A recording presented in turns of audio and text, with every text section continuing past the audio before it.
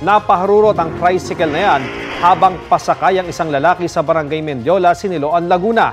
Nakaladkad ang lalaki hanggang sa hindi na nahagip ng CCTV. Ayon sa pulisya, hindi kita sa CCTV pero posibleng nakipag-agawan sa kanyang bagang pasaherong negosyanteng senior citizen. Namatay siya matapos barilin. Hulikam ang pagtakas ng holdupper na umangkas sa motorsiklo ng kasabwat.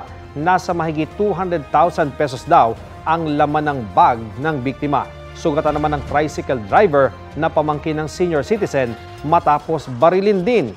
Tingin ng pulisya, planado ang krimen at natiktikan ng biktima. Tinutugis na ang mga suspect. Kapuso, alamin ang maiinit na balita. Bisitahin at mag-subscribe sa GMA Integrated News sa YouTube. Sa mga kapuso abroad, samahan niyo kami sa GMA Pinoy TV at sa www.gmanews.tv.